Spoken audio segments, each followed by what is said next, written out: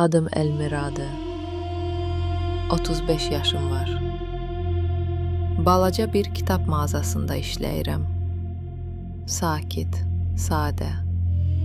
Elə hər günü eyni olan bir həyatım var idi. Bir gün işə yeni müdür gəldi. Adı Eldar idi. 40 yaşlarında, çox nəzakətli və gülərüz adam idi. Səsi də elə yumşaq idi ki, adam onunla danışanda lap rahatlaşırdı. Əvvəllər ona ancaq müdür kimi baxırdım.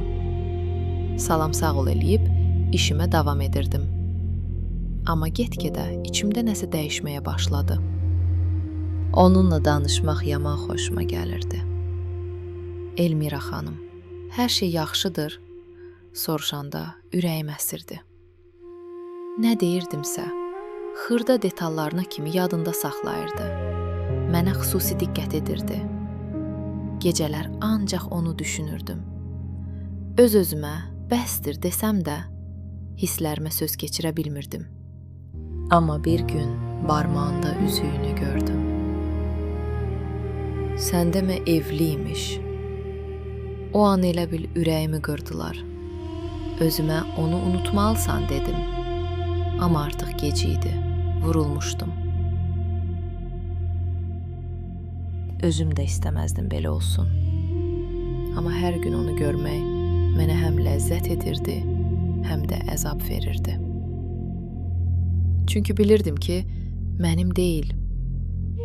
Bu, içimdə gizli bir sir kimi qalmışdı. Bir bazar günü hava almaq üçün parka çıxmışdım. Gözümü yumub, sakitcə oturmuşdum ki, o tanış səsi eşitdim. Eldar. Gözümü açdım. Gördüm lap yaxınlıqdadır. Amma tək deyildi. Yanında gülərüz bir qadın və 2 balaca uşaq var idi. Qızını qucağına alıb öpdü. O qadın yoldaşı, uşaqlar da ailəsi idi. Donub yerimdə qaldım. Necə də gözəl ailə kimi görünürdülər. Eldar orada müdür deyildi. Ata idi. Ər idi. Yaxşı ki, məni görmədi. Üzümü çevirib sakitcə ağladım. Reallıq o idi ki, Eldar mənim deyil, onlarındır. O gecə səhərə kimi yata bilmədim. Özümə yalvardım ki, onu unudum. Amma ürəyim bacarmıram deyirdi. Növbəti gün dükkanı bağlayanda ikimiz qalmışdıq. Eldar üzümə baxıb dedi: Sən mənim üçün çox dəyərlisən. Bilirəm, evliyəm, amma səndən uzaq da qala bilmirəm. Dayanmadan səni düşünürəm. Gözlərim doldu. Bir anlıq ağlımdan keçdi ki, bəlkə ailəsini atıb yanıma gələcək. Amma dərhal bu fikri başımdan atdım. Dedim ki, Eldar bəy, mənim də sizə qarşı hisslərim var. Amma sizin ailəniz var axı. Başqasının bədbəxtliyi üstündə xoşbəxtlik qura bilmərəm. O da başını bulayıb razılaşdı. O gündən sonra hər şey dəyişdi. İşdə yenə üz-üzə gəlirdi. Amma aramızda böyük bir məsafə var idi. Bir də hisslərimizdən danışmadıq. Çox fikirləşdim. Başa düşdüm ki, evli adam sevmək ancaq dərdsər və gizli göz yaşları deməkdir. Özümə dedim ki, Elmira, güclü olmalısan. Birinci növbədə öz qədrini bilməlisən.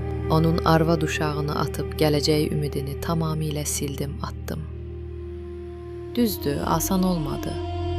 İndi də hərdən ürəyim sızıldayır. Amma bir şey öyrəndim ki, sevgi təkcə kimisə bərk-bərk tutub saxlamaq deyil. Sevgi həm də vaxtında buraxmağı bacarmaqdır. Eldar həmişə ürəyimin bir küncündə qalacaq. Amma artıq özümü azad hiss edirəm. Yeni həyata başlamağa hazıram.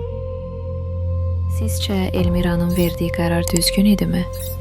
Yoxsa o hisslərinin ardınca getməli idi? Videonu bəyəndinizsə, like etməyi və kanala abunə olmağı unutmayın.